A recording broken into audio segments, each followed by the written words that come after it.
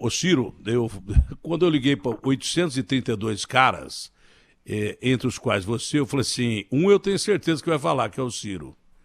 O resto eu não garanto, mas um eu tenho certeza. Até o Weintraub, que disse que, Datena, você me chamou de amigo aqui, pô, que legal, ninguém me chama de amigo. Eu falei, não me considero seu inimigo e tal. Ele falou, não, porque nós somos parecidos, nós somos contra as instituições. Eu falei, não, peraí, Weintraub, eu posso até ser um amigo, mas eu não sou contra a instituição coisa nenhuma. Você eu não sou.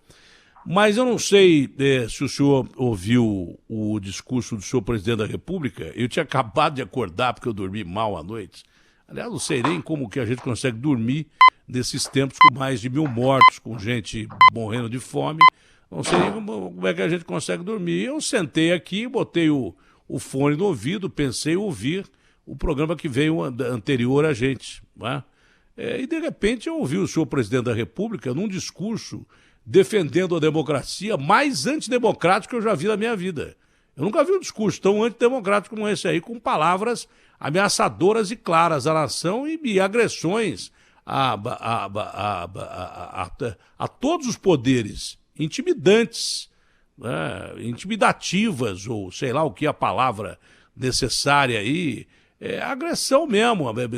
Falou que o Celso de Mello que cometeu o crime quando abriu a reunião que não deveria ser aberta, não falou o nome do Alexandre, pelo menos não ouvi, mas colocou o nome do ministro subjetivamente de uma forma pejorativa e disse que não vai aceitar mais, entendeu? Que a ação da Polícia Federal de ontem agrediu uma série de pessoas e daí por diante, que isso não vai acontecer mais, que eu achei interessante, que ele disse que não controla a PF.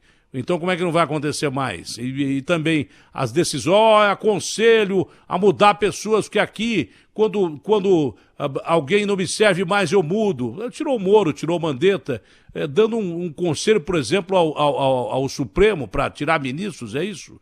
Empichar ministros, eu não sei o que ele quis dizer. A única coisa que eu sei é que todas as palavras-chave usadas, eu não prestei atenção nem no palavrão, ou nem nos palavrões, porque aquilo que eu digo, o palavrão é uma coisa, a palavra é muito mais grave, porque tem um contexto. E também não entendi quando ele fala que gente no meu meio que quiser extrapolar a democracia, eu não vou permitir isso. São os militares, gente no meio dele são os militares, não é? Então, ele estaria contendo os militares agora? Isso, eu não entendi muito bem esse contexto. Uma coisa eu entendi, foi um recado claro, como quando ele fala que foi o último dia, acabou, chega e basta, foi um recado claro que se ninguém fizer o que ele quer, o pau vai comer. E isso não é a democracia nem aqui e nem na China. Aliás, acho que a China é mais democrática do que a gente hoje em dia, o que, por incrível que pareça, porque gosta de ganhar dinheiro, gosta do capital. Pois não, Ciro, bom dia. Bom dia, Datena. Um forte abraço a você e a toda a gente brasileira que está na Bandeirantes. O que o senhor achou do discurso do senhor presidente? Por ficar à vontade para responder concreta e claramente o que eu penso sobre isso, me permita, Datena, dizer ao povo brasileiro que parte importante desse calor, que é só luz e pouco calor, mas parte importante disso é para nos distrair.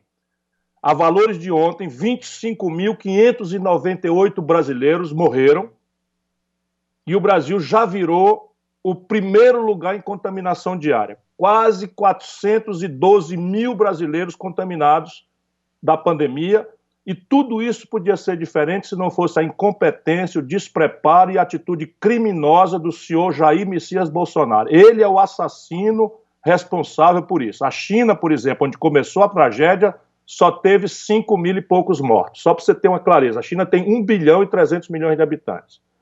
Esse trimestre, Datena, me permita para poder responder as coisas respeitando o povo brasileiro. Nos últimos 3 meses, até abril, março e fevereiro, o Brasil destruiu 5 milhões de postos de trabalho. 860 mil carteiras assinadas foram dadas baixas só no mês de abril.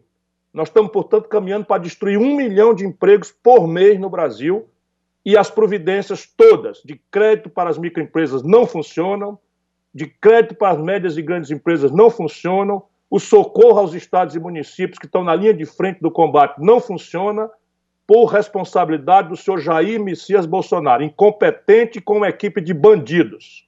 Vamos ter clareza disso.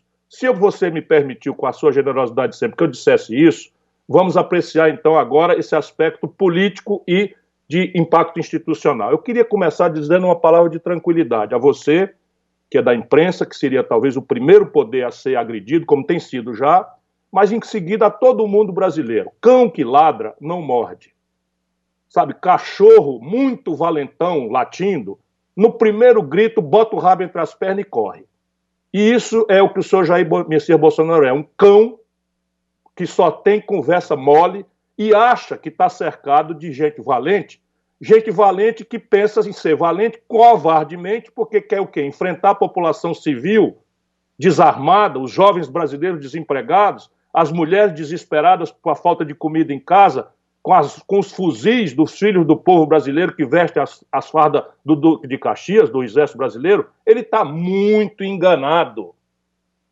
E ele tem que tomar uma lição de uma vez por todas, porque pouco importa o que ele diga. O que ele está fazendo, Datena, é o que importa.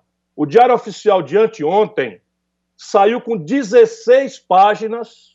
Olha o que eu estou dizendo. Isso nunca aconteceu na história da República, que eu acompanho de perto há 40 anos. O Diário Oficial da União, de anteontem, entra no Google e veja. Saiu com 16 páginas, o senhor Jair Messias Bolsonaro trocou 99 chefes nos diversos estados e hierarquias da Polícia Federal. Esse é o golpe que um bandido como o Bolsonaro tem coragem de fazer, aparelhar as instituições. Pela única vez na história da República, um presidente da República vai, sem audiência marcada, sem agenda, constranger em público, humilhar em público a Procuradoria Nacional, Procuradoria Geral da República, que aceita pateticamente uma incursão pessoal, física, numa hora em que o Aras é o investigador do inquérito. O investigado principal é o senhor Jair Messias Bolsonaro, que sempre foi um corrupto. Sempre foi um corrupto. Eu conheço o Bolsonaro. Bolsonaro roubava dinheiro da gasolina do gabinete dele. Bolsonaro roubava salário de funcionário fantasma do gabinete dele. Eu fui colega contemporâneo na legislatura 2006-2010. Quem achar que eu estou exagerando, entra no portal da transparência e compara os gastos do deputado Ciro Gomes com o deputado Jair Bolsonaro. E esse era o único dinheiro que ele tinha para administrar. Ele foi que ensinou esses filhos bandidos dele a roubar. Tinha irmão ganhando dinheiro sem trabalhar. Esse Eduardo, que é outro fascista, nazistinha que ele criou, era funcionário fantasma do gabinete do Roberto Jefferson. Vem de longe, eu conheço essa gente toda, por isso que eles têm horror a mim, eu sou o pior pesadelo deles. E nesse momento, então, o que ele está fazendo? Ele está levantando a voz para testar o que é que resta de homens na República Brasileira. Ele está testando. Então, se ele vai desmoralizar a Polícia Federal, haverá resistência. Se ele vai desmoralizar a Procuradoria-Geral da República, haverá resistência. Se ele vai desmoralizar o Supremo Tribunal Federal, haverá resistência. Por primeiro, a resistência que se impõe está tudo prevista na lei. Vamos lá, o Bolsonaro é um cidadão brasileiro. Ele tem todo o direito de criticar qualquer decisão do Legislativo, qualquer decisão do Judiciário. Tem todo o direito, nos termos corretos, falando a verdade. É direito de qualquer do povo, tanto mais ele, que é o líder da nação, criticar a operação das instituições. Mas isso tem caminho. Por exemplo, ele acha que o ministro Alexandre abusou, por que ele não processa por crime de responsabilidade no Senado e pede impeachment? Está prevista essa possibilidade. Se o ministro Alexandre de Moraes cometeu crime de responsabilidade, quem julga ele é o Senado. E o governo pode, por si ou por seus asseclas, ou seus assessores, ou seus aliados, pedir isso. Abre-se um procedimento, o ministro Alexandre de Moraes vai se explicar, se defende, e o Senado julga. Se ele acha que o ministro Celso de Mello, o mais antigo ministro do Supremo, respeitado por gregos e troianos, não foi nomeado pelo PT, não foi nomeado por ninguém que não tenha sido lá atrás o Sarney, um jurista respeitado mundialmente, homem de uma serenidade que até passa a dar conta de tantos insultos que tem aguentado sem perder a calma, até dando sinais de fraqueza, que talvez seja isso que o Bolsonaro está interpretando, mas está muito enganado. A força moral do ministro Celso de Mello, o Brasil vai conhecer. a força moral dele, e o Supremo Tribunal Federal fecha ao redor dele por unanimidade. Bolsonaro acha que indo visitar o Toffoli, também sem marcar, invadir o gabinete do presidente do Supremo Tribunal Federal, cercado de empresário salafrário, para distribuir a palavra, transmitir uma reunião inusual, nunca aconteceu na história da República. O ministro Toffoli, data máxima vênia, com todo respeito, não podia ter aceito. Quando você baixa demais as calças, arrasta a bunda no chão. E isso é o que o Bolsonaro está pensando. Ele está pensando que cooptou a Procuradoria da República e está pensando em que vai coagir o Supremo Tribunal Federal, porque também o Rodrigo Maia, depois de ser agredido, insultado, humilhado, aceita ir lá no Palácio do Planalto e fala fino quando devia falar muito mais forte, porque agora não é ele, Rodrigo Maia. É o parlamento, é a república, é a democracia que estão em jogo. Deixa eu explicar para você o que está acontecendo. O que está acontecendo é que os filhos do Bolsonaro são tudo bandido e o fogo está chegando perto. Isso é que explica por que ele está pirado.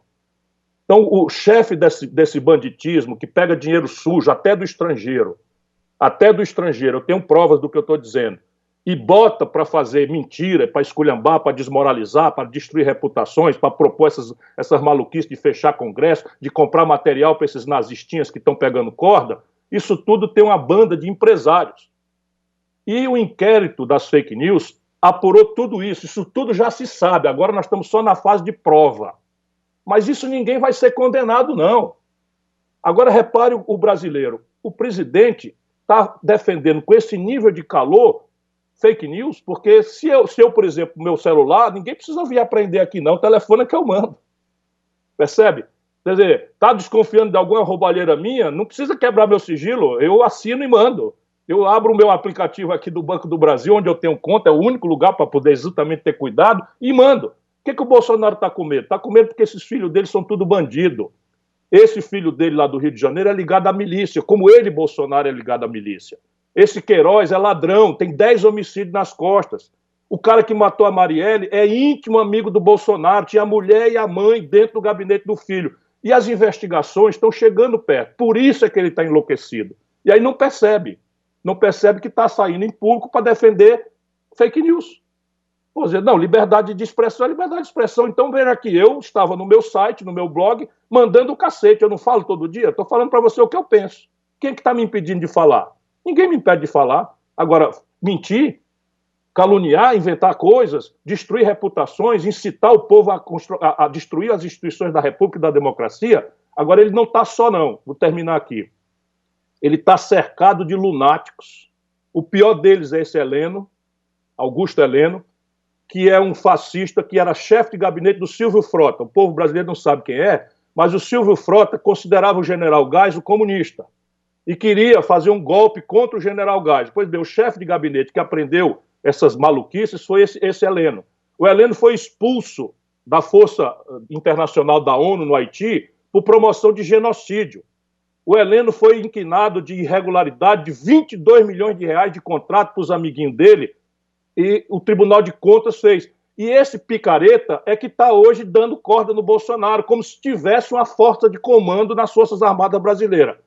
Ô Heleno, artigo 28, inciso 18 do Código de Ética Militar. Abandone essa manipulação da sua patente, porque está escrito lá no título, e venha. Isso é com isso que eu vou terminar. Venha, Bolsonaro. Venha que nós vamos organizar a rapaziada da periferia e nós vamos ver quem é que vai resolver essa parada. Bom, foi a entrevista mais curta e rápida que eu fiz da minha vida, mesmo porque o Ciro não me deixou nem perguntar coisa nenhuma. É porque eu estava realmente com vontade de falar isso. Desculpa. Eu sei, mas foi a entrevista rápida, curta e concisa. Eu já ouvi o Eduardo Sakamoto, que se dispôs a falar pela imprensa, que foi atacada mais uma vez, inclusive o órgão que ele trabalha, que é o Grupo Folha.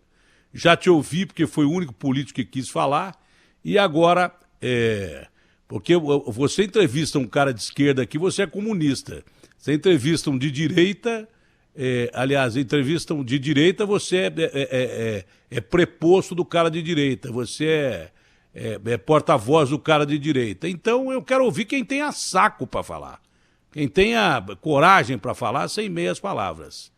Então acho que o Eduardo Bolsonaro se propôs a falar. eu gostaria que ele falasse sobre o discurso que foi feito hoje pelo pai dele, né, e o que ele falou ontem também, as declarações dele. Você quer completar mais alguma coisa? Porque você já disse em pouco tempo o que eu tentei resumir aqui num discurso que foi uma ameaça clara à nação. Mas eu quero pedir desculpas a você, mas de fato eu acho que falando... Não, só porque desculpa por quê? eu, de fato... Não, só porque eu deveria ter esperado as perguntas, mas o que eu acho é que falando para você, eu estou falando para o Brasil. E eu, na hora que me perguntaram, olha, o Datena quer falar com você, eu disse, isso é uma oportunidade, mais uma vez, que ele generosamente me dá de falar ao povo brasileiro. Tem gente querendo e frequentando, costeando o alambrado do golpe, mas eu não acredito que as Forças Armadas brasileiras vão fazer um golpe para sustentar um boçal bandido como o Bolsonaro na presidência da República. Porque não há condição objetiva interna no Brasil, nem condição internacional. Ninguém mais reconheceria um regime que fosse produto de uma sargentada, de um bandido, que todo mundo sabe quem é. Todos os serviços de inteligência do Exército, da Marinha, da Aeronáutica, conhecem a roubalheira do Bolsonaro, o banditismo do filho dele, e não vão fazer um golpe no Brasil. Portanto, ele está blefando, é cachorro hidrófobo que está latindo, mas não morde não. Ele é que vai ser mordido proximamente, porque é um bandido e vai ser alcançado pela lei. Ciro, obrigado pela sua Muito obrigado a você e mais uma vez me desculpe. E pela entrevista. Não, o que é isso? Foi ótimo para mim que eu não precisei perguntar nada. Como jornalista, eu tenho um momento de tranquilidade aqui. Abraço grande, obrigado. Ciro. Tenha um bom dia.